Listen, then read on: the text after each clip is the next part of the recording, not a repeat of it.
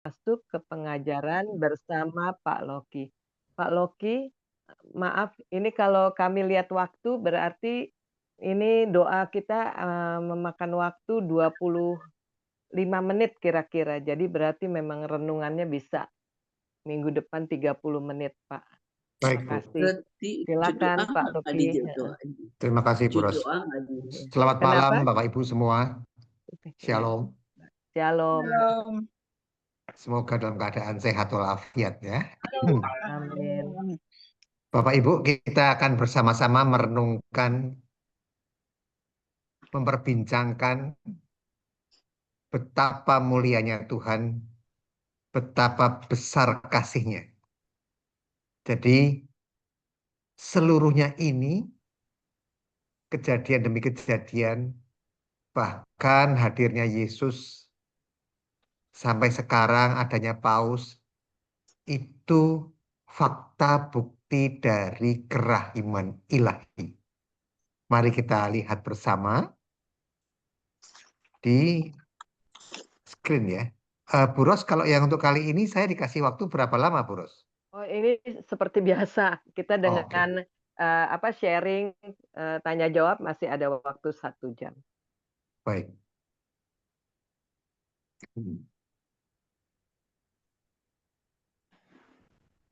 Apakah Oh, nampak atau tampak belum? Pak, tampak jelas.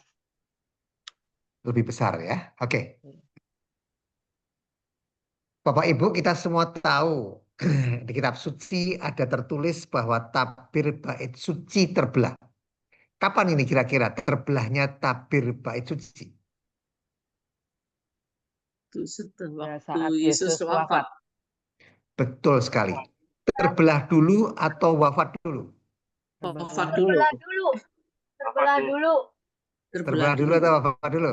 Terbelah. Aku nggak perhatiin. Rasanya terbelah dulu. Terbelah dulu.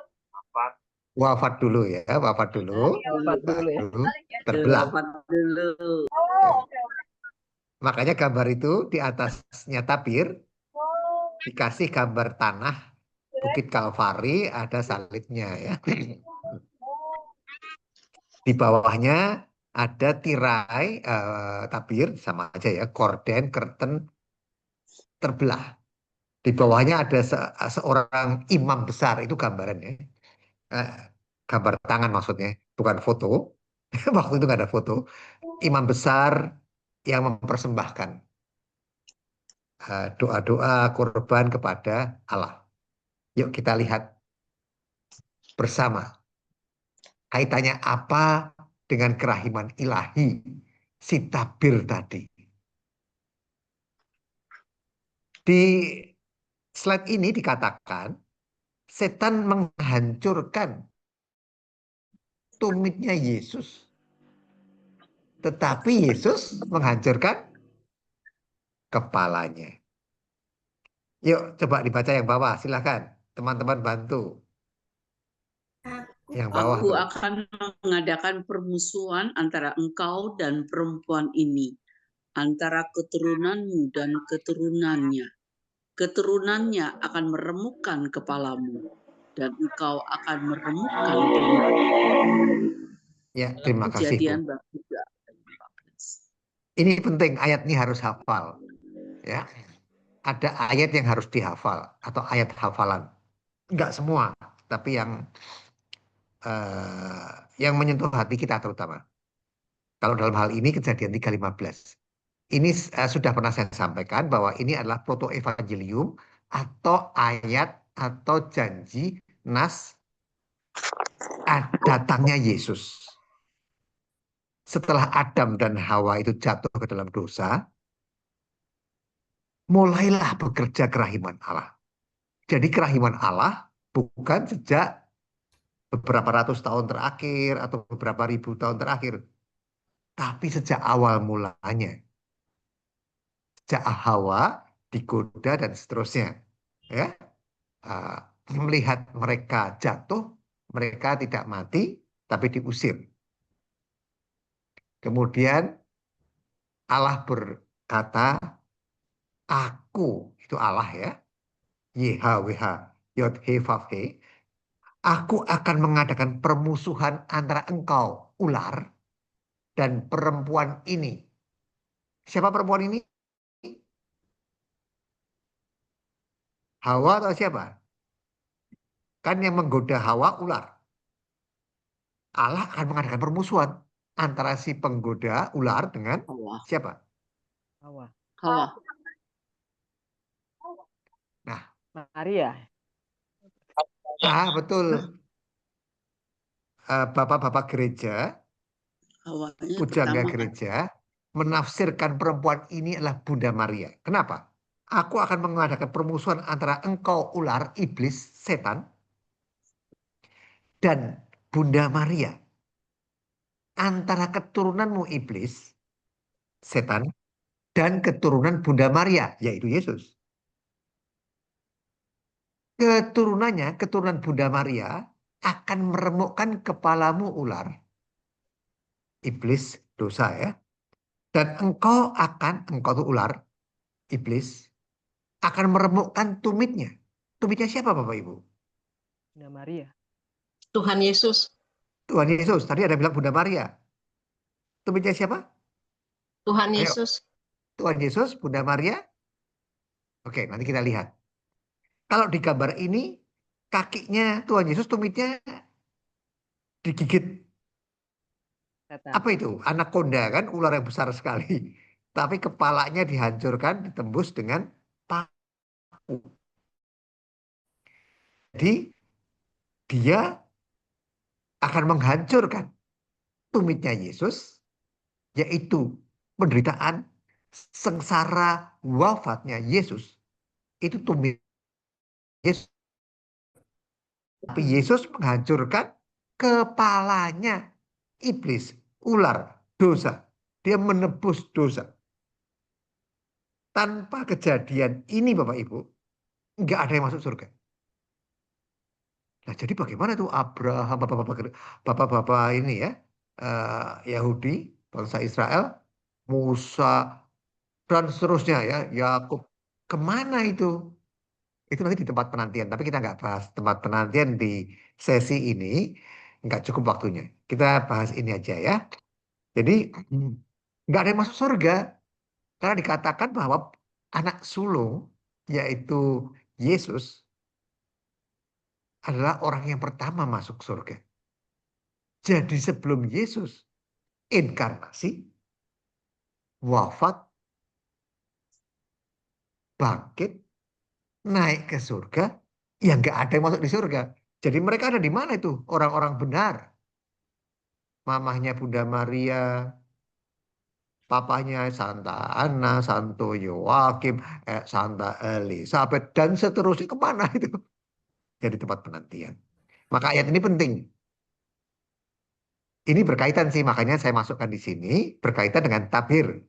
Berkaitan nanti dengan selanjutnya, kita lihat. Inilah tabir Bapak Ibu. Jadi gambarannya itu seperti ini.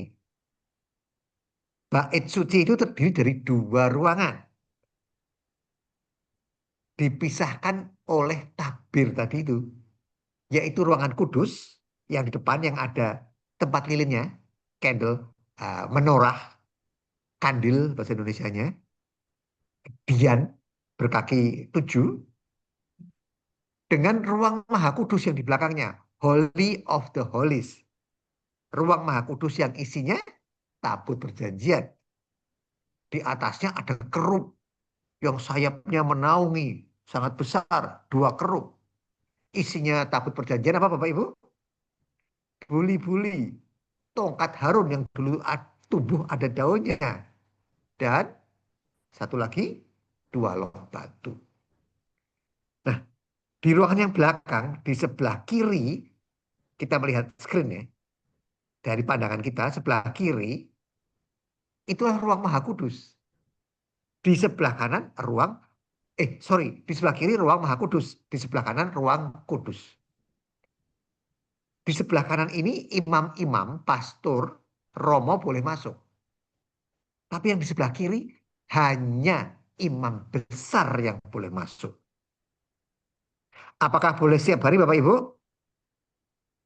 Nggak boleh. Setahun sekali. Kapan? Pada hari raya Yom Kippur. Untuk apa? Doa pendamaian atas dosa-dosa kami dan dosa seluruh dunia. Tapi sebelumnya, sebelum meminta pengampunan untuk dosa-dosa bangsa Israel, dia minta pengampunan untuk dosa dirinya sendiri. Karena imam besar pun berdosa. Ya, oke. Jadi tabir itu di situ. Tapi tabir itu ada dua sebetulnya. Yang kita bahas memang satu ini, yang membatasi ruang kudus dan ruang maha kudus. Ruang kudus sebelah kanan, ruang maha kudus sebelah kiri. Ada lagi satu tabir, yaitu pada waktu masuk ke bait suci. Dari pelataran luar, ada pintu, terus ada tabir. Tapi lebih tipis tabirnya, lebih kecil. Kemudian ruang kudus, baru tabir yang besar yang dibahas ini. Dan ruang maha kudus. Jadi ini kurang lebih bentuknya seperti ini. Bait Allah. Ini meniru persis dengan kemah suci. Bedanya apa? Kemah suci dibuat pada waktu di perjalanan menuju tanah terjanji. Kemah suci dibuat zaman Musa, pada waktu itu di bawah Gunung Sinai. Tuhan memerintahkan untuk membuat kemah suci. Dengan ukuran-ukurannya, peraturan-peraturannya luar biasa. Dan orang yang membangunnya pun ditentukan, si Aholiab itu ya. Pokoknya semuanya diatur sedemikian detail dan rinci. Tabut perjanjian harus dibuat dari kayu pernaga, dilapis emas. Ada ukurannya semua Bapak Ibu. Termasuk kemah suci ada ukurannya. Dan ini bait suci juga ada ukurannya. Jadi bait suci ini meniru dari kemah suci. Bedanya kemah suci bongkar pasang. Karena selama perjalanan di padang pasir, kalau tiang, itu Allah ya, tiang awan berjalan, maka bangsa Israel itu berjalan. Kalau tiang awan itu malam, kalau siang, kalau malam tiang awan itu ada apinya. Kalau berhenti, mereka berhenti juga perjalanan bangsa Israel setelah melewati Laut Merah. Berhenti juga. Kemah didirikan. Banyak sekali kan kemahnya bersama seluruh penduduknya, pengikutnya. Dikatakan 600.000 waktu itu. Belum hewan peliharaannya. Ya, kalau hewan nggak dibuatin kemah, tapi begitu berhenti, wah sibuk sekali. Seperti orang camping waktu kita pramuka. Itu zaman Musa. Zaman Salomo didirikan yang permanen. Kalau tadi kan semi permanen. Disuruh bongkar ya bongkar. Enggak ya enggak.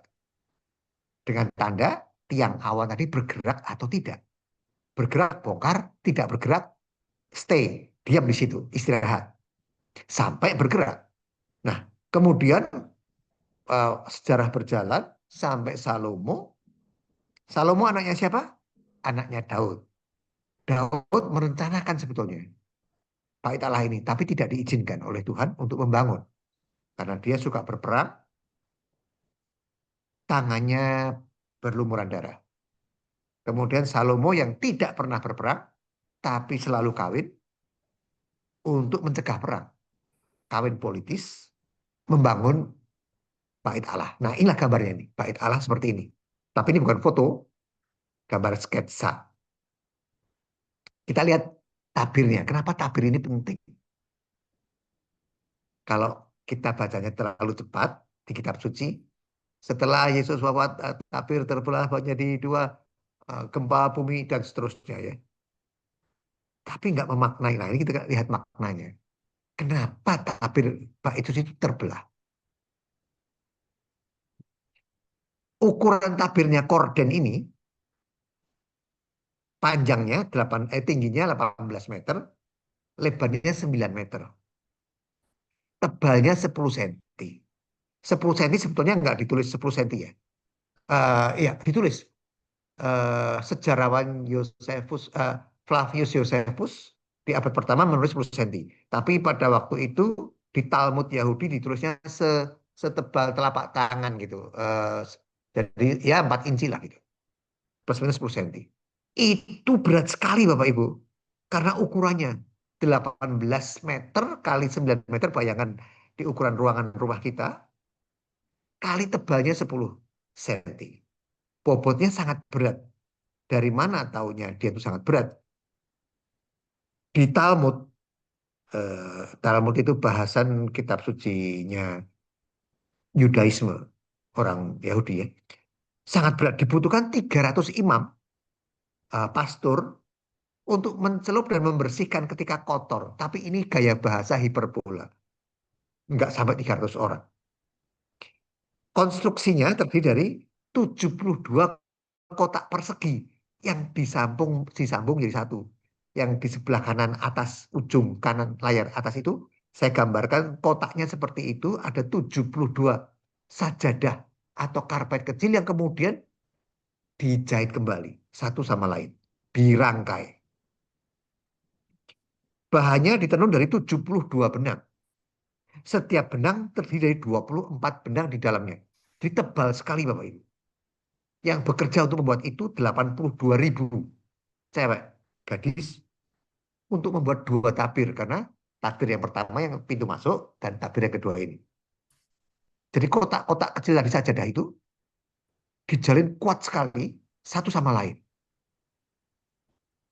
Kenapa kuat sekali Bapak Ibu? Karena dikatakan, kan ini bentuknya persegi panjang begini ya. Jika masing-masing sisi diikat ke kuda, jadi ada 4 kuda dengan arah utara, selatan, barat, timur, disuruh lari ke arah utara, barat, timur, selatan, ini nggak robek. Jadi pertanyaannya kok bisa robek? Karena di kitab suci nggak ditulis. Apakah karena gempa bumi? Karena ditarik dengan kuda juga nggak robek. Apakah ini kehendak Allah? Allah sendiri. Kalau Allah sendiri, maksudnya apa? Begitu ya. Kita lihat. Yuk silahkan baca. Bantu.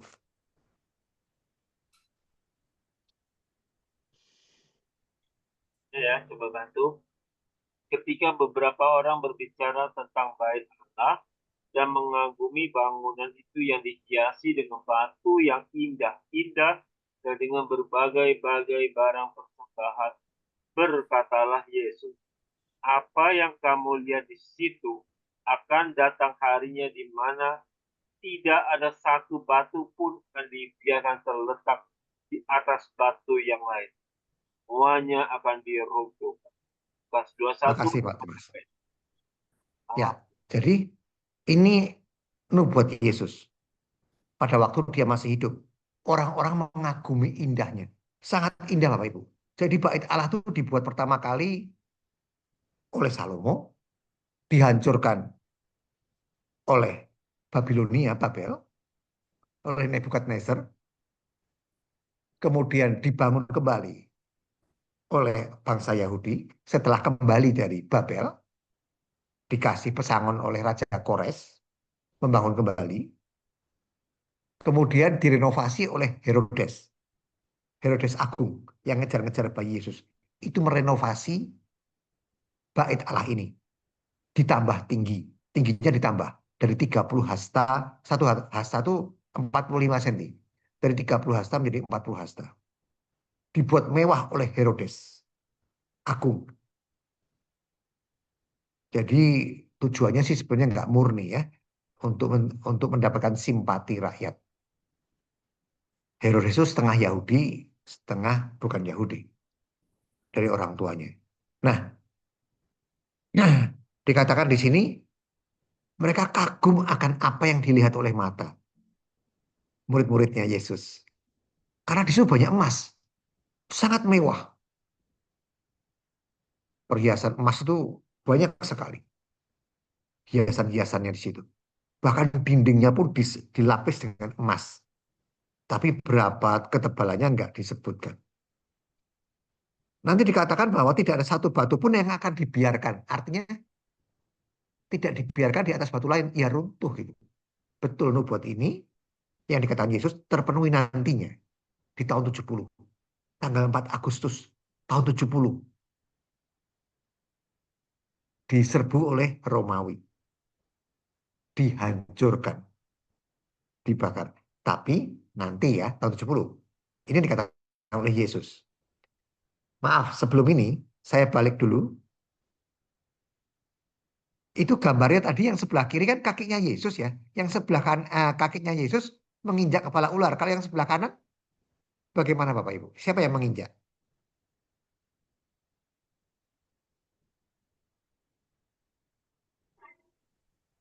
Bunda Maria bukan. Jadi yang betul yang menginjak kepala ular siapa Pak Thomas? Iya. Yesus kali. Yesus Yesus. atau Bunda Maria? Iya, Bunda Maria. Kalau dari ayatnya tadi yang sebelah kiri bawah Kejadian 3:15 dikatakan antara keturunanmu dan keturunan Bunda Maria yaitu Yesus akan meremukkan kepalamu. Jadi yang meremukkan siapa? Yesus. Yesus lah. Keturunan Maria. Nah, Yesus. keturunan Bunda Maria akan meremukkan kepalamu ular. Jadi yang meremukkan kepalanya siapa? Kepala ular. Yesus. Yesus. Itu meremukkan secara langsung. Tumitnya Bunda Maria. Tumitnya baru meremukkan. Nah, yang meremukkan secara tidak langsung Bunda Maria. Kenapa Bunda Maria meremukkan? Karena Bunda Maria menyetujui kehendak Allah melalui malaikat Gabriel. Ya kan? Di doa Angelus itu dikatakan kan? Ataupun di kitab suci, aku ini hamba Tuhan. Terjadilah padaku menurut perkataanmu. Kalau nggak mengizinkan inkarnasi itu ya nggak terjadi begini. Itu pertama. Kedua, Bunda Maria taat kepada kehendak Allah dengan tidak melakukan dosa sekecil apapun seumur hidupnya. Kok bisa? Karena memang Salam Maria penuh rahmat. Dapat dikatakan hampir luber.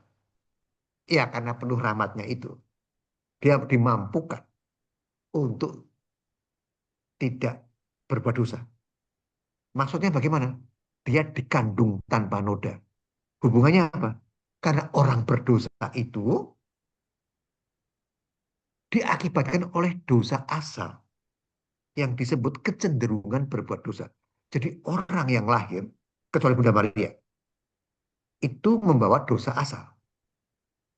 Dari kakek nenek moyang Adam dan Hawa dan seterusnya ya. Adam dan Hawa. Jadi disebut konkupisensia atau kecenderungan berbuat dosa. Kecenderungan itu mudah sekali untuk berbuat dosa. Nah, Bunda Maria dilahirkan oleh Santa Ana. Dia dikandung, Bunda Maria dikandung oleh Santa Ana, ibunya tanpa noda. Makanya dapat gelar Immaculata.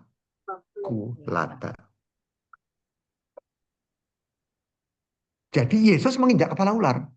Secara langsung, Bunda Maria menginjak kepala ular secara tidak langsung karena menyetujui inkarnasi rencana Allah dan taat tidak melakukan dosa apapun. Dan satu lagi, jiwanya tertembus oleh pedang. Kalau Yesus lambungnya tertembus oleh tombak, siapa yang menembus lambungnya Yesus? Namanya? Ayo ingat gak? Santo Longinus. Ya. Siapa yang menembus jiwanya Maria? Yesus. Itu nubuat siapa? Simeon. Di mana nubuatnya? Di bait Allah. Apa yang pedangnya Maria itu apa? Pedang yang kelima ini. Kalau dari 7 penderitaan Maria. Pedangnya apa? Menyaksikan siksaan hingga wafatnya Yesus. Itu luar biasa. Itu siksaan salib jiwa rohani ya. Kalau Yesus salib fisik. Apakah kita juga menginjak kepala ular, Bapak Ibu? Tadi kan 2 ini yang digambar di slide. Apakah kita juga menginjak kepala ular? Iya, Iya, keturunannya. betul. Bagaimana caranya kita nginjak buros? Kita lihat ular aja lari. Apalagi ularnya piton atau kobra atau anaconda yang di Amazon. Saya lihat di TikTok itu besar sekali. Panjangnya berapa? Dikatakan 22 meter gitu. Beratnya setengah ton berapa? Wah, besarnya kayak apa gitu ya? Gimana kita mau nginjak gitu kepalanya sama ruangan ini gede gede kepalanya. Kita juga bisa menginjak kepala ular dengan taat kepada Tuhan, taat kepada kehendak Tuhan dan mengalahkan godaan untuk berbuat dosa. Sama, ular ini iblis maksudnya. Jadi kalau kita menghindari bujuk rayu iblis, kita pun menginjak kepala ular. Dia menginjak. Kita balik lagi.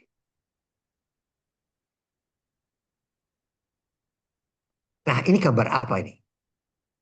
Gambar tabir yang dibelah oleh tangan, bukan oleh gempa bumi. Walaupun ada yang menafsirkan, walaupun nggak ditulis ya. Ada ahli kitab suci menafsirkan karena gempa bumi. Tetapi ditulis di Talmud nggak masuk akal katanya. Kalau itu gempa bumi. Karena dites kekuatannya nggak bisa hancur. Ya, tapi kita boleh ya percaya atau enggak. Tapi intinya yang penting bukan fisiknya, tapi arti rohani. Tadi yang boleh masuk ke ruang Maha Kudus siapa Bapak Ibu? Imam Agung, Imam besar. imam besar. Imam besar. Imam Agung. Itu ya, itu masuk ke ruang Maha Kudus yang isinya adalah tabut perjanjian. Tabut perjanjian itu suci sekali. Karena di perjanjian lama ditulis ada yang nggak sengaja menyentuh mati. Makanya imam besar pada waktu masuk itu pakai baju imam besar yang di bawahnya ada seperti lonceng-lonceng kecil gitu. Jadi kalau dia tidak ada bunyinya lagi berarti dia mati di dalam. Karena orang lain nggak boleh masuk. Jadi nggak tahu dia mati apa kagak. Karena sangat suci.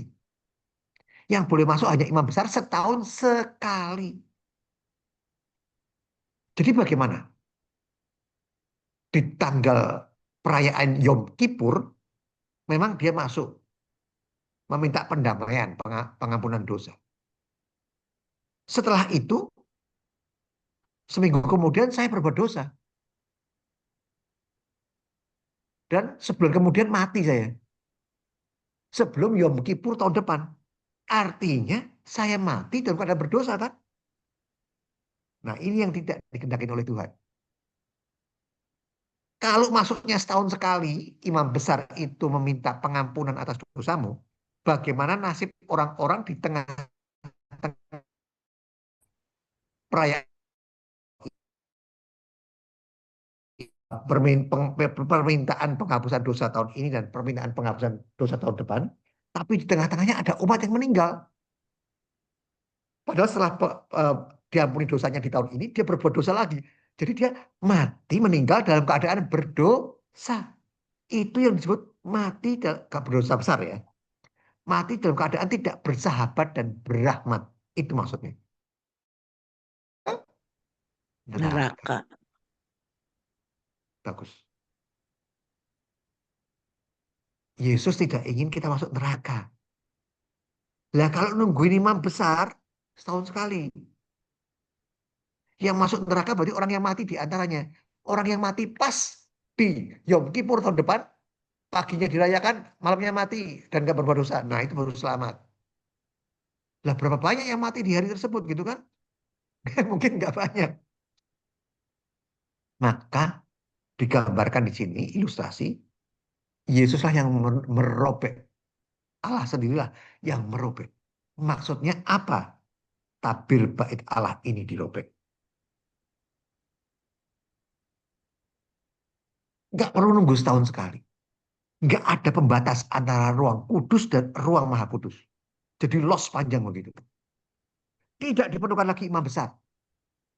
Karena Yesuslah imam besar.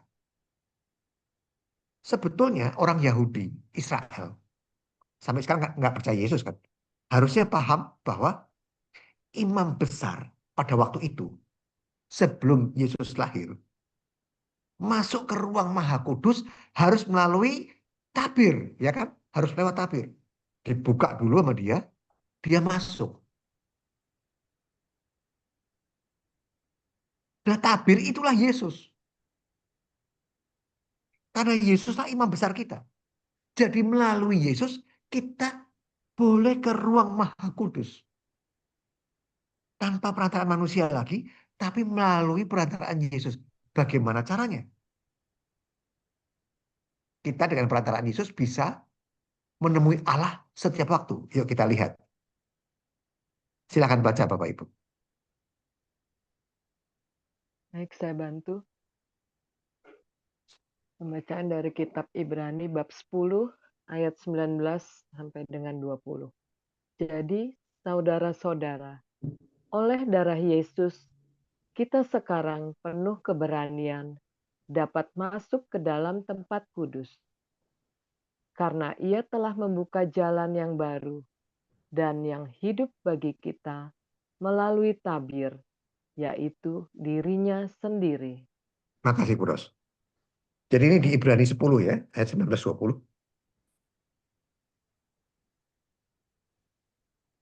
Dikatakan, ini bukan Paulus. Tadinya ditafsirkan kitab Ibrani ditulis oleh Paulus, ternyata bukan. Siapa? Nggak tahu. Mungkin murid-muridnya. Jadi saudara-saudara, oleh darah Yesus kita sekarang penuh keberanian dapat masuk ke dalam tempat kudus. Zaman dulu nggak berani, karena masuk ke situ mati kalau nggak kudus. Jadi imam besar itu harus betul-betul menjaga tingkah lakunya.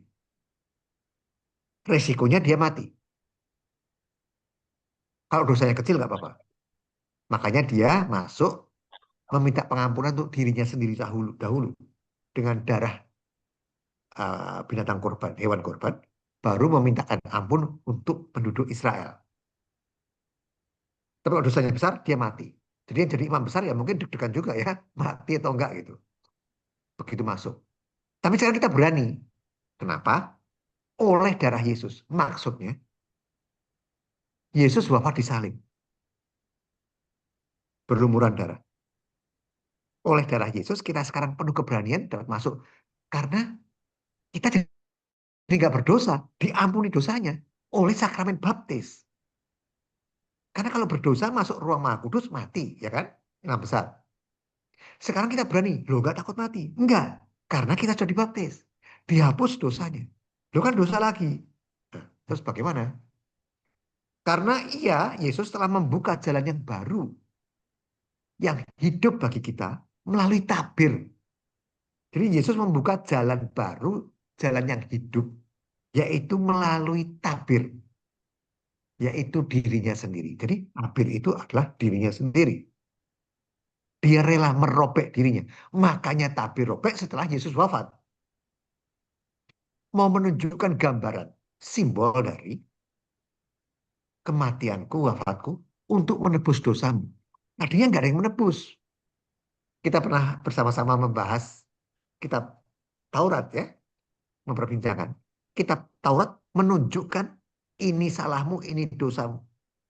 Tapi nggak menebus. Yesuslah yang menebus. Jadi dengan Yesus kita menerima sakramen baptis, kita ditebus dosanya, kita berani menghadap Allah di ruang Maha Kudus.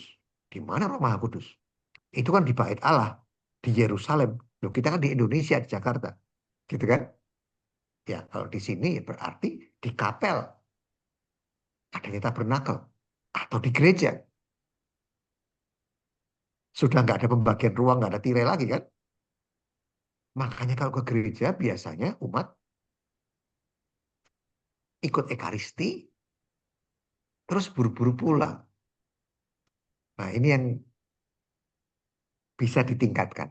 Bapak Ibu, kalau kita masuk ke gereja, jalan kaki masuk pintu gereja, mengambil air suci kan. Setelah itu kita cari tempat duduk. Sebelum kita duduk, apa yang kita lakukan Bapak Ibu? Lutut. Berlutut itu maksudnya apa? Hormat kepada tabernakel ekaristis, nah, hosti. Bagus. Betul sekali, Bu Ros. Teman-teman yang lain menjawab kepada salib. Teman-teman yang lain menjawabnya kepada salib. Jadi yang tepat adalah kepada hosti itu ya, yang disimpan di dalam tabernakel. Tabernakel. Kita menyembah, memuji, bersyukur kepada Allah yang rela menjadi roti yang pipih digiling itu. Dengan tujuan untuk bersatu dengan kita. Oke, kita lanjutkan. Jadi, robeknya, terbelahnya tirai itu menunjukkan simbol lambang dari Yesus wafat di kayu salib. Sudah tidak ada tabir lagi. Karena dosa kita sudah diampuni oleh Dia. Sudah tidak ada penghalang lagi untuk berjumpa dengan Sang Maha Kudus. Karena kita sudah suci. Diampuni dosanya oleh sakramen baptis. Tetapi apakah setelah dibaptis kita nggak berdosa lagi Bapak Ibu?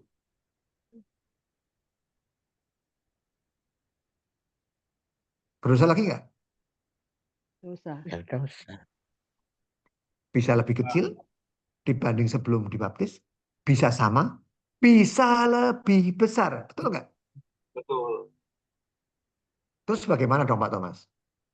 Sudah dibaptis, dihapuskan dosa-dosanya. Dosa lagi. Yaitu umum. Bahkan lebih besar. Atau sama atau lebih kecil ya. Terus bagaimana caranya? Pengakuan dosa. Pengakuan dosa. Iya.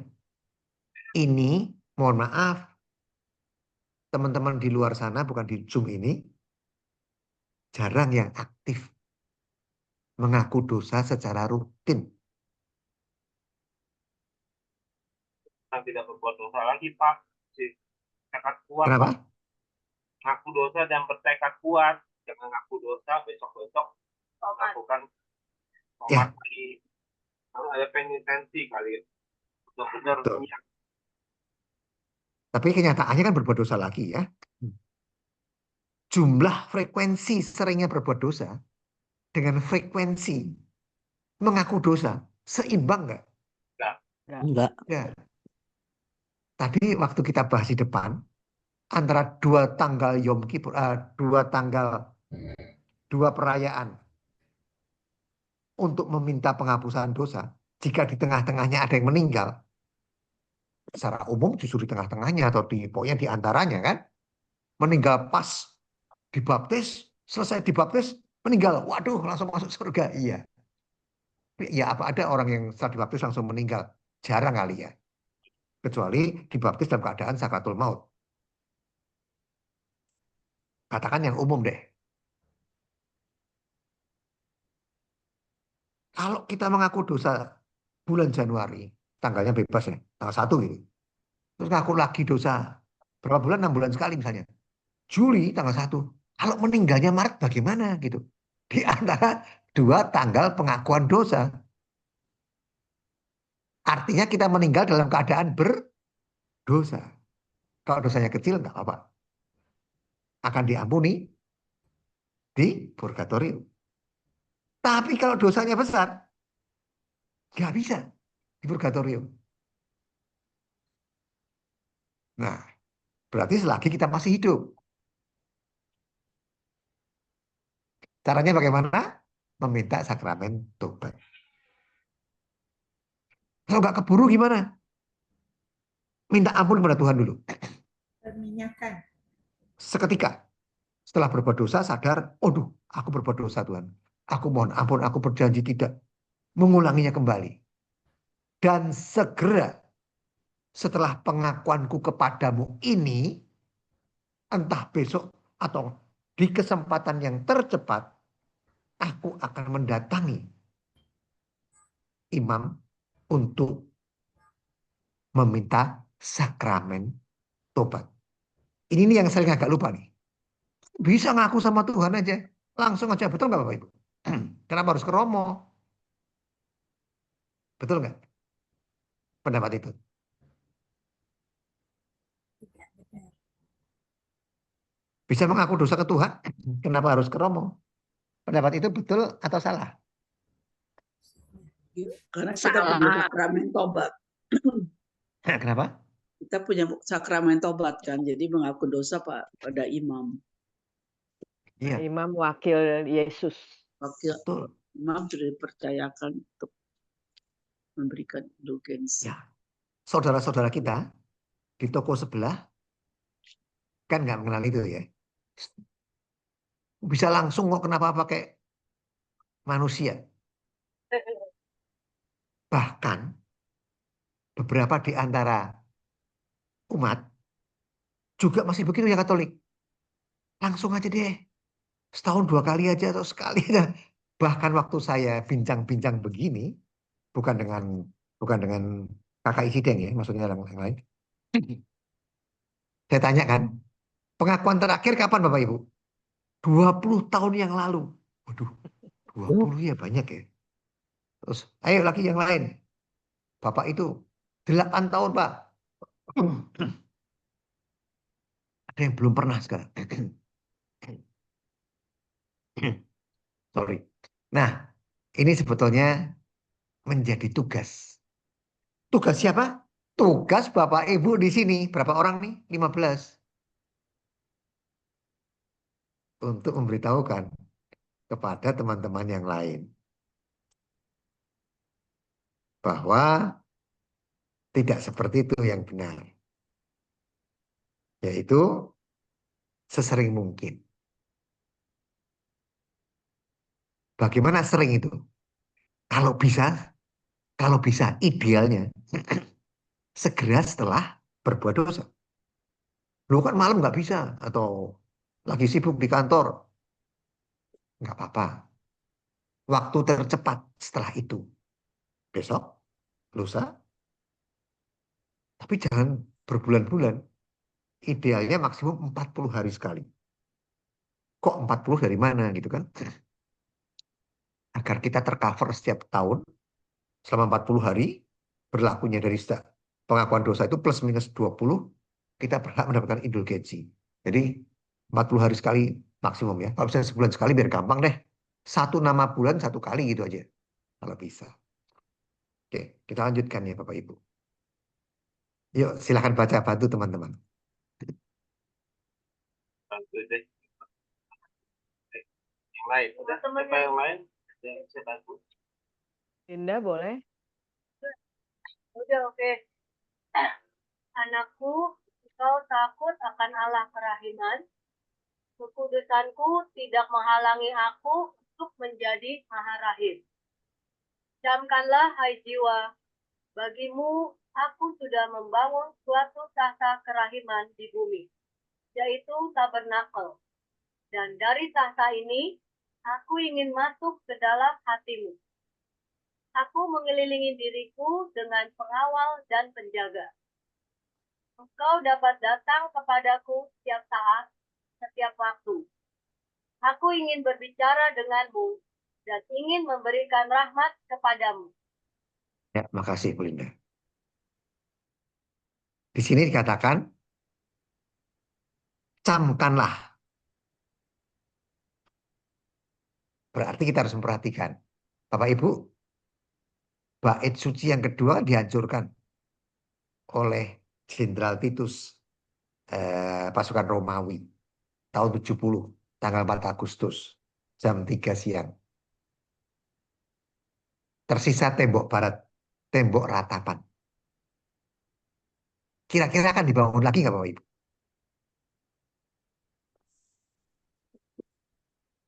Silakan pendapatnya. Kira-kira akan dibangun lagi nggak?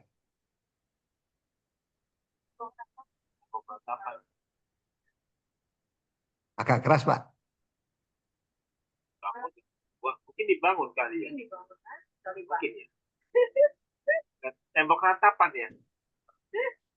Jadi Israel Paroki. Ini udah masih ada tuh.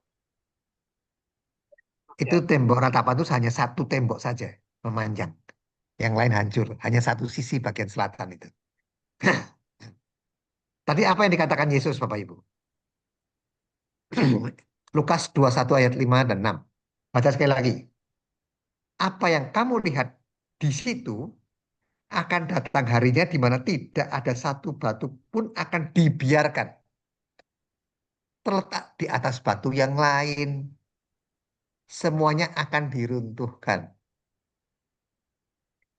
Kalau kita percaya pada perkataan Yesus, sudah seharusnya ya. Kalau orang Yahudi mungkin akan bangun lagi. Bagi kita sudah nggak lagi. Kok tahu nggak lagi? Maksudnya kita bukan orang Yahudi ya. Orang Yahudi kan nggak percaya sama Yesus sebagai Mesias. Jadi mungkin mau bangun atau enggak ya nggak tahu saya.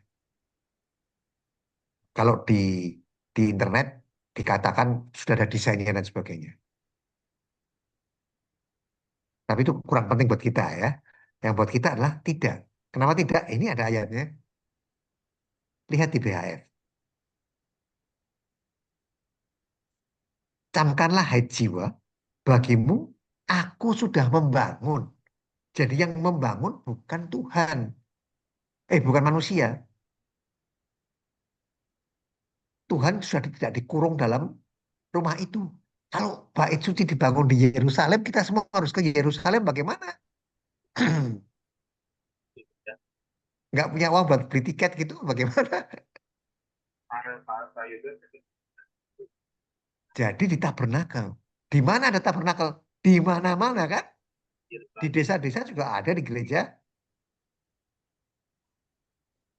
Makanya dikatakan yang membangun sudah bukan Salomo ataupun Herodes yang merenovasi. Aku. Yesus sudah membangun suatu tahta kerahiman di bumi. Yaitu tabernakel itu tahtanya. Kotak kecil itu. Ya kalau di Kapel atau di mana ada monstran. Nggak ada tabernakelnya ya. Sama ya monstran gitu ya. Dan dari tahta itu aku ingin masuk ke dalam hatimu. Bagaimana caranya Bapak Ibu? Dari tahta. Tahtanya di mana? Tabernakel. Ingin masuk ke dalam hati kita. Caranya bagaimana?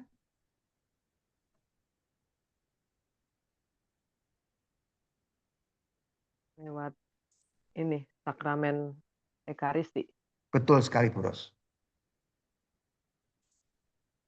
Makanya kalau bisa sesering mungkin menerima sakramen kudus itu. Perjamuan anak domba itu. Karena Yesus mengatakan, aku ingin masuk ke dalam hatimu. Kok kamu nggak mau sih? Ah, aku mau Tuhan. Tapi aku ke gereja seminggu sekali dan itu pun kewajiban. Rutinitas. Karena perintah. Hari Minggu. Bukan atas suatu kerinduan untuk bertemu dengan Tuhan. Tetapi kewajiban. Bahkan di dalam gereja pikirannya lari-lari. Ntar makan siang di mana, atau makan malam di mana, atau pekerjaan, atau apapun gitu ya. Atau bahkan, wah sedang berlibur. Nggak ada gereja. gitu ya. Itu pernah saya alami. Sulit sekali cari gereja di kota itu. Padahal Yesus mengatakan, aku ingin masuk ke dalam hatimu. Aku mengelilingi diriku dengan pengawal dan penjaga. Siapa pengawal dan penjaganya Yesus, Bapak Ibu?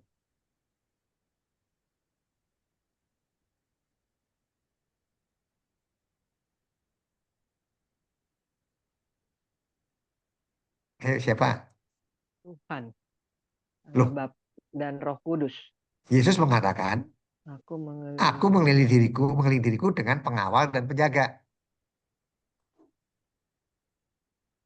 Roh Kudus. Yaitu para romo itu, ya. Oh, Kita bisa mengaku dosa. Yesus bersembunyi di balik figur romo tadi kan. Yesus berada di dalam tubuh romo pada waktu Ekaristi. Pada waktu dia melakukan apa? Perubahan dari roti Konsekrasi. gandum konsekrasi menjadi tubuh tubuhnya. Yesus. Ya, Di Kristus. konsekrasi tadi terjadi transubstansiasi, perubahan substansi dari roti gandum tak beragi menjadi tubuh dan darahnya. Itulah penjaga dan pengawal, Bu. Ya jangan mencari Yesus gak ketemu-temu nanti. Eh, mana ya sosoknya Yesus di sebelah mana, di sudut mana? Ya yang kelihatan oleh kita adalah para imam tadi ya. Para uskup, imam, kardinal, paus. Engkau dapat datang kepadaku setiap saat. Karena tabirnya sudah dihancurkan, sudah robek. Dimulai dari tabirnya robek, bangunan bait Allahnya belum hancur. Belum, waktu Yesus wafat. Katakan Yesus wafat tahun 30 sekian, 33 atau 37. Kurang lebih 37 sebetulnya. Nah, itu bait Allahnya belum hancur. Tabirnya doang yang hancur. Bait Allahnya hancur tahun 70. Dihancurkan oleh Jenderal Titus dan pasukannya. Engkau dapat datang kepadaku setiap saat, setiap waktu. Aku ingin berbicara denganmu dan ingin memberikan rahmat kepadamu. Ayo, siapa yang mau rahmat, siapa yang nggak mau rahmat? Pasti semua bilangnya mau rahmat ya, tapi nggak datang.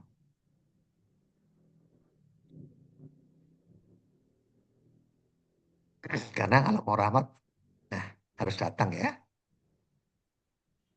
Yuk, silakan baca Bapak Ibu. Lanjutnya.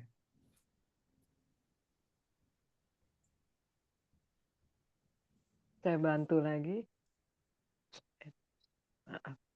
CHF 1485. Hai anak, jangan lari jauh-jauh dari Bapamu. Siaplah untuk berbicara terus terang dengan Allahmu yang Maha Rahim, yang ingin mengucapkan kata-kata pengampunan dan melimpahkan rahmat-Nya atas dirimu. Betapa aku sangat mengasihi jiwamu. Aku telah mengukir namamu pada tanganku. Laksana luka yang parah, engkau tergores di dalam hatiku. Terima kasih, Bu Ros. Anak-anakku jangan lari jauh-jauh dari Bapamu. Kalau semakin larinya semakin jauh, kembalinya semakin lama nggak Bapak Ibu? Lama. Semakin lama. Apalagi kalau keluar negeri gitu ya. Larinya pakai apa gitu. Pulangnya naik apa? Kalau naik pesawat ya cepet. Tapi kalau enggak ya lama. Masih ingat anak yang hilang? Ya, dia lari dari bapaknya kan. Siaplah untuk berbicara terus terang dengan Allahmu. Maksudnya gimana nih Bapak Ibu? Siaplah untuk berbicara terus terang dengan Allah yang Maha Rahim. Maksudnya apa?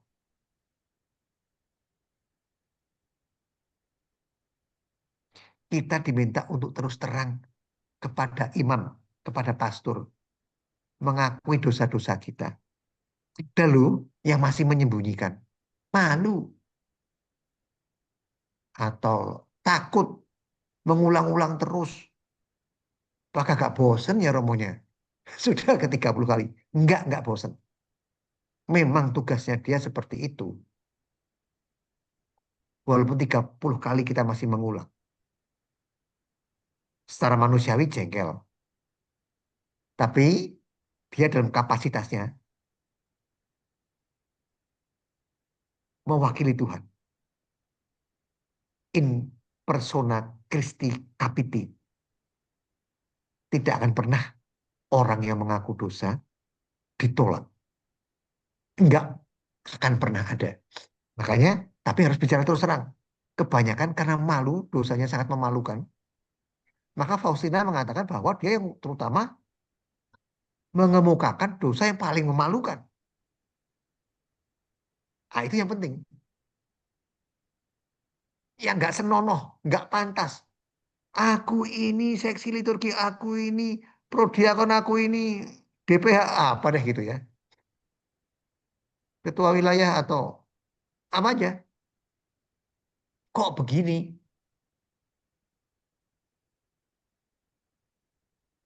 Ada loh. Ini cerita beneran. Di dalam pelayanan itu, Dewan Parok, pokoknya di pelayanan itu antara ketuanya dengan sekretaris dan atau siapapun berselingkuh. Lucu ya?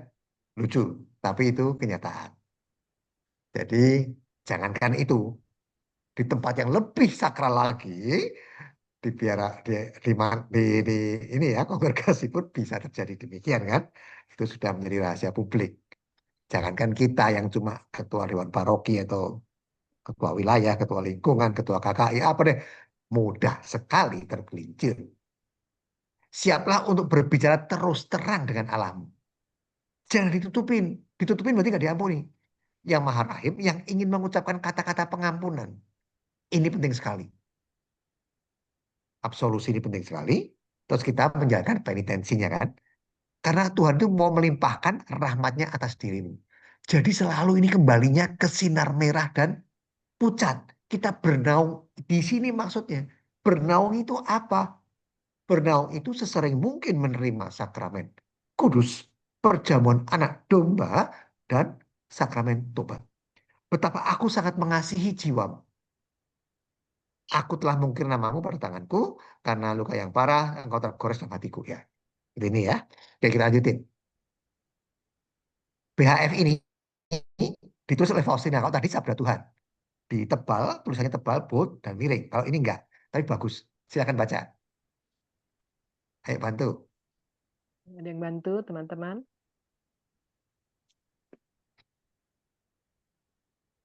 Yuli baca ya. Ya boleh, Bu Yuli. Boleh.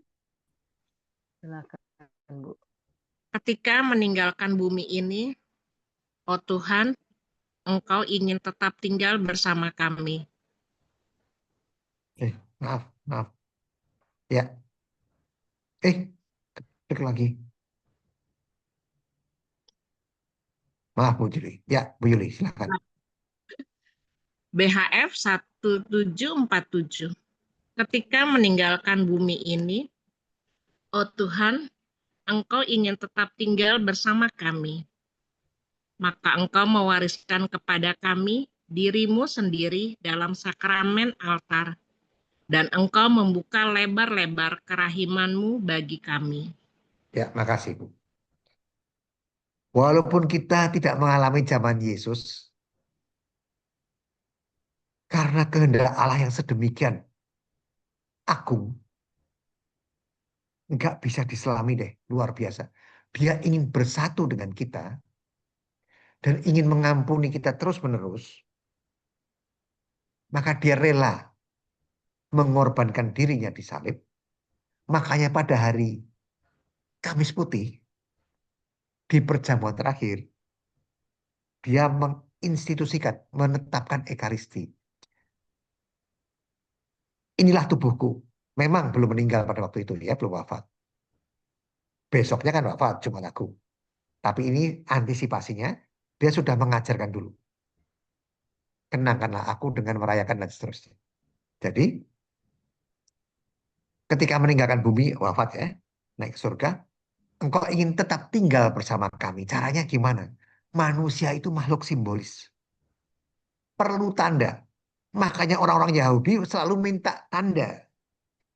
Angkatan ini adalah angkatan yang jahat, kata Yesus, ya kan? Aku tidak akan memberikan tanda selain tanda Nabi Yunus dan seterusnya. Oh Tuhan, engkau ingin tetap tinggal bersama kami. Maka engkau mewariskan untuk tandanya. Sakramen itu artinya tanda. Arti kata sakramen.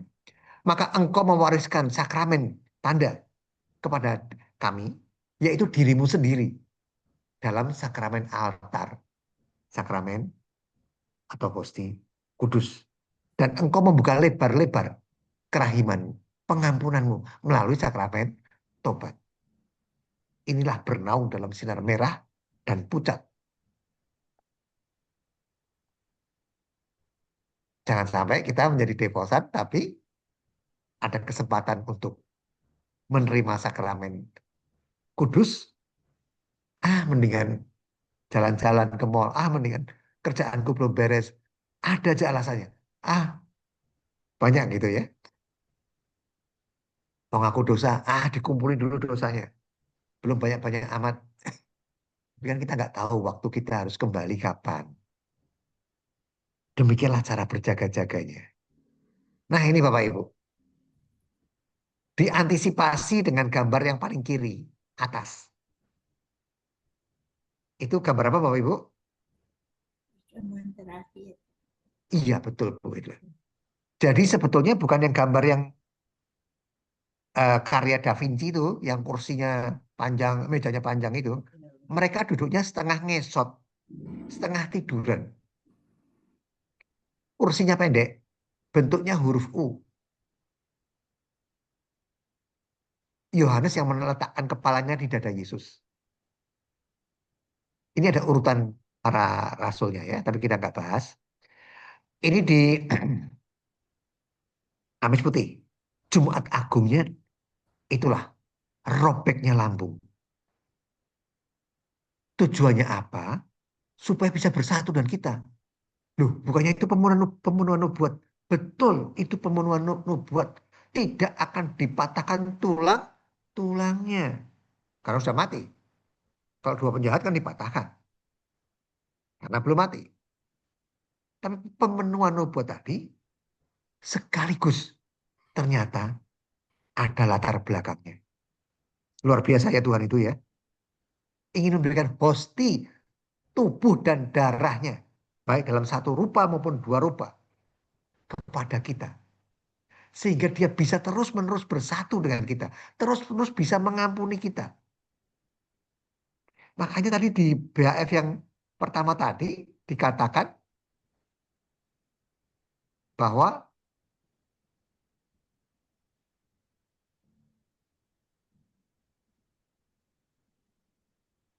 camkanlah hai jiwa, aku sudah membangun tahta, yaitu tabernakel di dunia ini. Dan dari tabernakel, aku ingin pindah. Masuk ke dalam tubuhmu. Aku di dalam engkau dan engkau di dalam aku. Tapi Tuhan itu tidak memaksa. Hostnya nggak bisa lompat begitu. Kita harus berpartisipasi dalam Ekaristi. Karena kita punya kehendak bebas. Keselamatan diberikan. Kita mau menerimanya apa kagak? Nah ini yang susah nih. Kadang-kadang orang berpikir kan aku sudah diselamatkan gitu. Kita aja nggak mau menyambut. Oke, Bapak Ibu, jadi dari gambar terakhir ini kita lihat relasinya. Antara robeknya tabir, yaitu kematian Yesus di kayu salib, yaitu hilangnya pembatas kita terhadap yang Maha Kudus. Karena dosa kita sudah diampuni, kalau enggak kita mati. Melalui sakramen baptis, jika berdosa lagi, dan itu pasti secara umum, pakai sakramen tobat. Diwujudkan robeknya tabir dengan robeknya lambung. Berupa hosti dan darah dan air. Air yang melambangkan sakramen baptis dan sakramen tobat. Darah melambangkan sakramen Ekaristi dan 4 sakramen yang lain. Perkawinan, imamat, peminyakan, krisma gitu ya. Jadi inilah kaitan antara robeknya tabir, robeknya robeknya tabir. Allah mengendaki datanglah kepadaku. Ini yang penting sekali ini. Undangan untuk mendekat. Tetapi yang diundang sering tidak dengar. Diundang ke perjamuan kawin anak domba, nggak ada. Oh, aku sedang sibuk, aku barusan menikah, aku harus mengurus istriku, aku barusan beli sapi, aku harus memberi makan ternaknya, aku harus berdagang. Alasannya ada aja.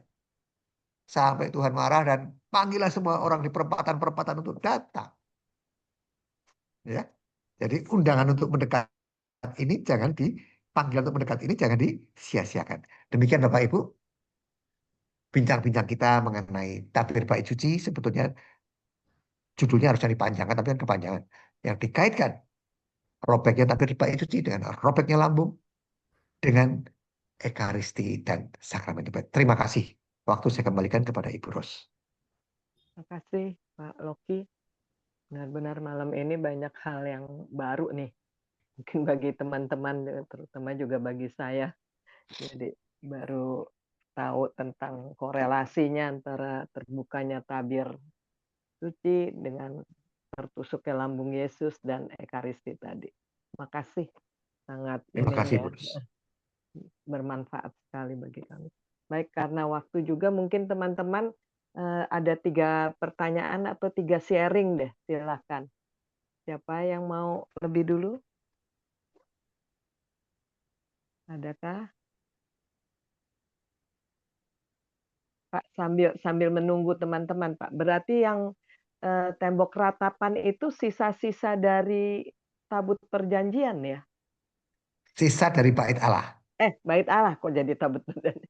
Iya, iya. Satu bagian memanjang yang sekarang dipakai oleh orang Yahudi untuk meratap. Namanya Iya. tembok ratapan. Tembok Meratapi hancurnya bait Allah. Yang mana bagi kita bait Allah sudah menjadi tabernakel dan setelah itu pindah ke dalam hati kita sendiri. Dari bangunan fisik yang tidak masuk akal. Kenapa tidak masuk akal? Nah, kalau semua harus ke Yerusalem, bagaimana pesawatnya? Berapa juta pesawat setiap hari harus ke situ dari semua benua. Betapa ramainya ngantrinya berapa hari kalau mau masuk bait Allah gitu atau di pelatarannya. Katanya bait Allah tuh ada di bawah Masjid Aqsa itu loh yang di Yerusalem. Apa benar nggak tuh? Katanya begitu. Ya kemarin ada videonya saya belum lihat benar Di tuh, bawah Thomas. di masjid Ada yang gambar apa Bunda Maria dengan Yesus gitu ya? di bawah masjid yang sekarang masjid apa tuh ya kemarin? Aqsa Kalau itu. nggak salah Al-Aqsa atau Dome of the Rock Ya, gitu ya. katanya begitu. Ya, jadi Bapak Ibu, mungkin penemuan arkeologi oleh para ahli sejarah akan nantinya terus berkembang. Ditemukan tabut perjanjian, ditemukan terus gitu ya. Tetapi satu makna yang terpenting bagi umat Kristen, Kristen itu bukan Protestan, maksudnya murid dari Yesus. Bait Allahnya sudah pindah ke Hati ta- kita. ke tabernakel karena Yesus sendiri mengatakan melalui Faustina, aku telah membangun bukan tangan manusia, aku yang menjadikan kotak kayu ada kuncinya itu atau enggak ada kuncinya itu, yang kecil itu, yang isinya piala dan seterusnya, sibori, menjadi bait Allah. Kemudian dari yang fisik itu, tahtakanlah setelah kamu terima postinya. Nah dalam hati kita kalau nggak ada tahtanya bagaimana? Hati kita yang ditahta. Makanya harus bersih. Jangan sampai kuburan itu terlihat bersih dari luarnya. Dilabur putih tapi dalamnya bersih tulang belulang dan ulat. Ya macam-macam cacing gitu ya. Dari luarnya tampak suci. Tampak ritual dipenuhi. Jam kerahiman. Doa koronka. Terus gitu ya. Itu bagus banget. Rosario 4 putaran sehari. Bagus sekali. Setiap minggu dan seterusnya. Tapi hidupnya tanpa kasih. Itu bahaya sekali. Kita menjadi orang Farisi. Hanya ritual saja. Ritual. Spiritualnya nggak ada. Wujud dari. Jadi terima hosti setiap hari, misa harian katakan, bukan buat kita suci. Wah, semua orang ntar begitu masuk surga. Enggak. Memberi kekuatan kepada kita untuk menolak dosa, mengendalikan diri, menyangkal diri, dan memikul salib. Semakin dimampukan untuk itu. Otomatis kalau kita melakukannya, masuk surga. Silakan Boros. Baik, ada lagi? Ini nanya lagi nih Pak, jadi tanya Silakan. kita. Berarti tadi kan kita bilang kalau kita buat tanda salib dengan air suci atau berlutut, kita kan menghormati hosti yang di tabernakel.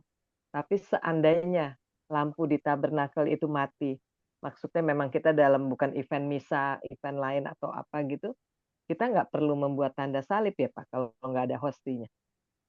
Jadi gini, pada waktu masuk gereja, masuk pintu kan, ada air suci itu biasanya di Iya. pilar atau di dekat pintu. Itu untuk mengingat janji baptis kita. Sekaligus untuk membersihkan kita dari dosa. Dalam tanda petik bukan sakramen tobat, bukan. Tetapi berusaha untuk membuang hal yang buruk, pengaruh godaan setan. Selama masih godaan, kita belum berdosa. Tapi kalau kita sudah membuai godaan, jadi berdosa. Nah, mengambil air tadi, membuat tanda salib, dengan harapan kita mengingat janji baptis kita. Terus kita masuk kan, Ya. terus kita mau duduk kan, Berlutut. kita berlutut itu. Secara umum, gereja biasanya ada tabernakelnya, secara umum ya. Karena nanti kalau enggak sisanya mau taruh di mana gitu kan. Ya bisa sih dipindahkan ke kapel. Kalau tabernakelnya di kapel. Dibawa nanti. Tapi biasanya kan di situ ya. Di tabernakel itu. Dan biasanya ada lampu merah pertandanya, penandanya kan. Apakah berisi atau kosong. Nah, kalau nggak ada gimana? Padahal kita sudah terbiasa untuk berlutut. Berarti kita menyembah Tuhan dalam roh. Walaupun di situ tidak ada fisik tabernakelnya, kita berimajinasi, Tuhan, Engkau ada di altar ini. Makanya kita nggak boleh naik di tangga step keberapa Bapak Ibu? Nggak boleh naik di step keberapa itu di altar itu? Ke Mulai pertama itu nggak boleh. ketiga kalau salah. Ketiga ya? Ketiga. Jadi kalau mau foto-foto masih boleh di pertama. Maksimum di kedua kalau nggak salah. Tapi saya nggak yakin ini. Saya sudah lama sekali bacanya. Lupa saya. Kalau nggak salah, ketiga yang nggak boleh. Nah, itu jadi altar itu itu tubuh Kristus. Jadi nggak boleh kita. Jadi kita menghormatinya altarnya gitu, Bu. Makasih, Pak Loki. Yuk teman-teman lain, Bu Hilda, Christine, Bu Yuli, Pak Ani, siapa lagi, Thomas, Linda. Banyak ini hari ini. Siapa lagi mungkin mau bertanya? Bu Andayani, ada juga. Apa udah jelas semua? Ada yang mau disampaikan? Cukup ya? Mau saya dikit dong, beda antara dosa kecil dengan kelalaian. Kayak gimana sih Pak? Ya sampai yang gimana kita harus, misalnya kita nih misalnya lagi ngeledek orang, apakah itu termasuk dosa? Bedanya dosa kecil dengan kayak kelalaian atau Oke. nah, gitu kan beda tipis tuh Pak. Kalau kita harus dikit-dikit aku dosa yang sama, misalnya saya sudah mengejek, kalau saya sudah isengin orang gitu, karena gitu Pak, gimana tuh? Saya susah bertemu tuh. Oke. Dosa kelalaian. Dosa karena lalai. Jadi tidak disengaja, Pak. Jadi contohnya apa? Dosa kelalaian. Tidak bermaksud berbuat jahat, tetapi mengakibatkan rusaknya, hancurnya relasi kasih dengan Allah. Jadi contoh nyata, jadi nggak sengaja begitu Pak, dosa kelalaian. ada contoh nyata begini. Ada seseorang berbicara mengunjungi pamannya di Jawa Tengah nih. Pamannya itu sedang stroke, Pak. Kena penyakit stroke. Sudah bertahun-tahun gitulah. Yang dikunjungi senang dong. Ngobrol sambil tiduran. Ngobrol. Pembicaraannya ternyata cukup berat. Pertanyaan apa pembicaraan di antara si pengunjung itu keponakannya terhadap si paman ini. Bicara soal ruangan, AC pendingin dan sebagainya mau diletakkan di mana. Dia nggak sadar ruangan pamannya yang tadinya itu tidak berpendingin, tidak ada AC-nya. Dia mau belikan AC, tapi si keponakan ini nanya kepada pamannya, mau diletakkan di mana paman nanti AC-nya. Ini membuat si paman berpikir keras sehingga dia mendapat serangan jantung. Itu contohnya dosa kelalaian. Tidak bermaksud jahat, tapi menimbulkan sesuatu yang tidak baik kepada orang lain. Lalai. Contoh lain. Seperti orang Samaria melihat kecelakaan. Biasanya kan dikerubungin orang banyak itu Pak Thomas. Ada yang kecelakaan, biasanya kan orang pada berhenti nonton kan. Secara umum di Indonesia begitu kan. Kita langsung aja. Nggak tahu tuh butuh, kita misalnya bawa mobil misalnya. Dia butuh tumpangan atau enggak, aku harus ke kantor nih. Aku harus jadi prodiakon, aku apa deh gitu ya. Nggak cukup waktunya kalau aku disuruh, dan itu apakah butuh? Ya belum tentu kan. Butuh pun nanti ada orang lain bisa bantu kan. Jadi dosa yang tanpa disengaja untuk menyakiti berbuat kepada orang lain. Kalau dosa kecil, godain teman, ngumpetin sepatu teman sampai macam-macam gitu ya. Sampai kesel sekali ngeprank atau apa deh bahasanya lah. Nah itu jahil lah gitu ya. Itu artinya kita sadar kan perbuatan kita. Kalau yang lalai, namanya lalai, Sadar. itu nggak disadari. Mungkin begitu Pak Thomas. Tapi tetap diakukan ya Pak. Ya, kalau kita menyadari. Kalau kita nggak menyadari, tanpa disadari, ya nggak tahu akibatnya kan. Makanya kita menyebutkan melalui pikiran, perkataan, perbuatan, dan kelalaian. Nah, jadi kita menyebutkan kelalaian yang manapun. Kalau disadari ya syukur. Kalau enggak ya Kita lupa sebutin itu saja. boleh yang bisa kita dengan kata-kata itu. Oke, kita lupa, kita benar-benar lupa, Pak. Dari dengan perkataan itu, doa yang standar itu boleh ya dari pengakuan dosa itu ya, yang perbuatan dan kelalaian. Tapi memang kita harus benar-benar, aduh saya apa gitu, mungkin nggak ingat gitu. Yang saya tangkap suaranya kurang keras, tapi maksudnya Bapak lupa Bukan, kita lagi pengakuan dosa, tapi mungkin mungkin kita pernah ada berbuat salah, tapi kita nggak sadar atau kita lupa pada saat kita, kecuali kalau kita ingat ya kita bisa melakukan ya Pak Rocky. Tapi kalau kita lupa lah benar-benar telah menyakiti perkataan orang lain, tapi kita lupa gitu secara tidak sengaja. Ya, maksudnya Pak Thomas kita ngomong apa dosa-dosa yang saya lupakan begitu. Ya lupa, kita lupa. Ya. Jadi Tuhan tahu bahwa kita bukan karena motivasinya malu mengakui, bukan motivasinya menyembunyikan. Ada yang malu loh. Yang tadi saya contohkan tadi itu. Di dalam komunitas Katolik sendiri terjadi dosa. Sama-sama pelayan Tuhan padahal. Malu kan? Jadi nggak ngakuin gitu. Jadi Terus ada yang tanda petik disengaja Pak Thomas. Sudah tahu aku ini pelupa. Tapi ngaku dosanya setahun sekali atau setahun 2 kali. Ya lupa semualah. Jadi kalau itu tanda petik ya sengaja. Ya kalau sudah tahu kelemahanmu, kamu itu pelupa, tulis atau enggak ditulis pun, ya jangan lama-lama. Sebulan sekali atau 40 hari. Lah kalau yang saya perhatikan tadi, 20 tahun nggak pengakuan dosa. Terus yang mau diakui itu yang mana gitu. Apa nggak lupa ya? Kalau saya udah lupa semua. Jadi ada tanda petik disengaja kenapa?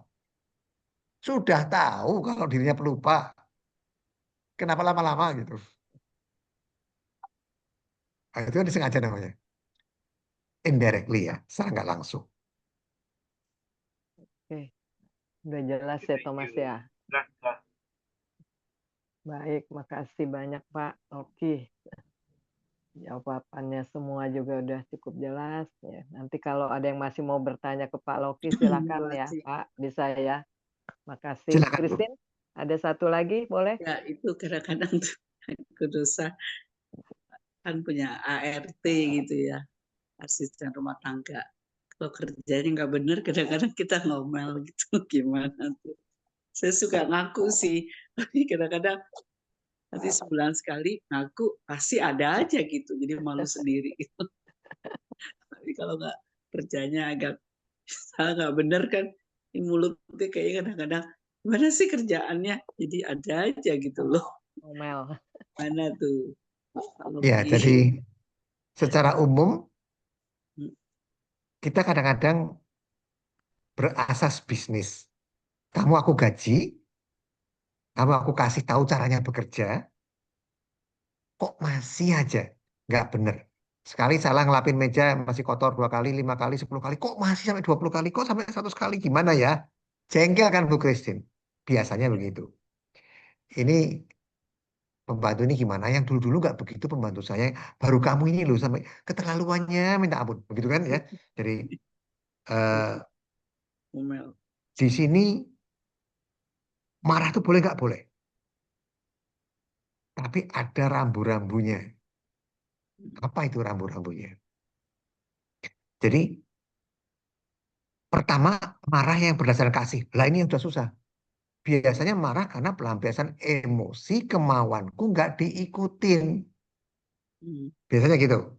Perintahku A, kenapa keluarnya B ya? Oh, perintahnya B, kenapa keluarnya C? Siapa yang ubah-ubah? Nah, sama mau sendiri ya. Yang bos kamu ubah aku. Nah, yang gaji kamu gaji aku gaji kamu. Wah, terus saya ngomel. Wah, panjang itu biasanya. Nah, teman-teman biasanya begitu ya. Kalau curhat itu. Jadi atas dasar kasih. Makanya sulit sekali memang. Tapi ini jalan masuk surga. Jadi apapun yang dilakukan seperti pertemuan kita sebelumnya, sebelum ngomel, sebelum marah, sebelum menegur, ambil nafas panjang dulu. Katakan dalam hati, Tuhan, apakah yang akan aku omelkan, aku sampaikan, aku marahkan kepada dia ini sesuai kehendak-Mu? Kita pikir sendiri, kira-kira itu kehendak Tuhan nggak ya? Mengasihi sesama seperti mengasihi dirimu sendiri. Aduh, ya kalau aku diomelin gitu, nah, atau ya kalau dia itu kemampuannya lebih jadinya presiden kali. Karena kemampuannya sekian jadinya ART. Gajinya berapa gitu, UMR berapa lah gitu ya. Ya kalau mau jadi menteri kan tinggi banget itu tunjangannya. Aduh, sampai bingung saya kalau lihat gajinya menteri. Gajinya kecil, itunya besar. Gitu ya. Jadi kalau dia pinter seperti menteri, Nggak mungkin. nggak jadi ART kali. Ya kadang-kadang bisa ngomong gitu. Tapi kalau misalnya ada marah dikit, akhirnya saya juga minta maaf sih. Maafin ya gitu loh. Kalau Bagus. misalnya agak tinggi gitu nadanya, akhirnya ya maaf ya, kamu jangan berbuat lagi. Itu langkah yang bagus sekali, saya puji. Karena ada sebagian teman, bukan di sini, minta ampunnya ke Tuhan doang. Tuhan ampuni aku, tadi aku ngomelin si Tuti, si Mince, apa deh gitu ya, si Minem. Habis nggak beres Tuhan. Nyuci mobil apa ngepel atau apa deh nggak tahu. Nggak beres Tuhan. Capek deh. Mau dikeluarin nggak tega atau apa, belum ada penggantinya atau apa deh gitu. Itu biasanya ngakunya pada Tuhan. Udah bagus. Tapi kalau kita lihat perjanjian lama, kamu harus mengakui itu. Kamu harus bayar. Kalau kamu mencuri kambing, kamu harus ganti dengan 4 kambing. Waduh, bagi ribetnya. Kamu berbuat salah, pada seorang kamu harus mengakui minta maaf. Itu baru diampuni dosanya. Kamu fair. Aku malu Tuhan, minta maaf ke dia. Gengsi lah. Lebih rendah dari aku, pembantu atau apa gitu ya. Lebih baik aku ke kamu aja langsung Tuhan. Jangan gitu Bu. Jadi Ibu bisa mengakui begitu, bagus. Itu lebih mulia. Bagus Bu Christine. Lebih lega sih, sepertinya lebih lega. Jadi nggak berdosa juga. Iya, Dan yang bersangkutan biasanya saya betul. clearin juga gitu loh. Supaya nggak ada itu kan, dendam atau apa lagi gitu. Habis. Makasih Pak Loki. Baik. Sekali lagi makasih Pak Loki untuk malam hari ini ya, atas pencerahan, pengajaran juga, jawaban dari pertanyaan-pertanyaan. Makasih juga untuk teman-teman semua ya. Waktu juga yang membatasi. Sekarang kita tiba pada doa penutup. Ibu Yuli, silakan Bu Yuli.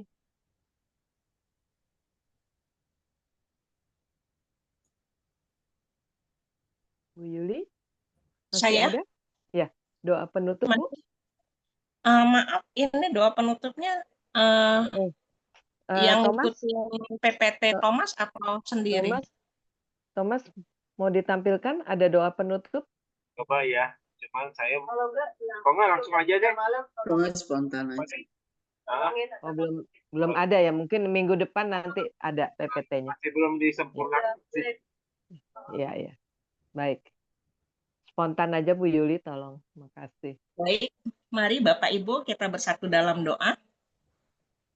Dalam nama Bapa dan Putra dan Roh Kudus, amin. Bapa yang Maha Rahim, kami naikkan rasa syukur kami kepada Engkau. Pelajaran malam hari ini telah berakhir. Terima kasih Bapa atas kehadiran-Mu di tengah-tengah kami. Semoga pembelajaran dan firman yang disampaikan oleh Bapak Loki pada malam hari ini semakin membawa kami untuk mencintai Bapa dan semakin menguatkan kami untuk tetap setia pada jalan kasih-Mu. Biarlah Roh Kudus-Mu yang memimpin dan menjaga kami pada segala jalan-Mu. Berkati Pak Loki dalam pelayanan pewartaannya, dalam keluarganya, dalam usahanya, dan dalam kehidupannya. Bapa yang baik, terima kasih atas segala apa yang kami terima dari kemurahan hati-Mu yang tak terbatas. Terima kasih Bapa atas keluarga kami masing-masing. Terima kasih atas penyertaan-Mu terhadap keluarga kami hingga hari ini. Dalam setiap sepanjang kehidupan kami. Bapa terkasih, berkati keluarga kami. Berkati orang-orang yang dekat dengan kami dalam cinta-Mu. Dan berkati anggota keluarga kami yang sudah berpulang. Dan kami juga mendoakan saudara-saudara kami, keluarga kami yang masih ada dalam api pencucian. Berkati komunitas kami, komunitas kerahiman ilahi. Berkati kami para devosan. Semoga kami dikuatkan oleh Roh Kudus-Mu dan diteguhkan oleh cinta kasih-Mu. Dan dengan teladan Santa Faustina, kami boleh semakin berani berbela rasa kepada yang lemah, miskin, dan tersingkir. Dan kami memiliki kerinduan untuk mencari wajah Tuhan Yesus dalam setiap kehidupan kami. Santa Faustina, doakanlah kami.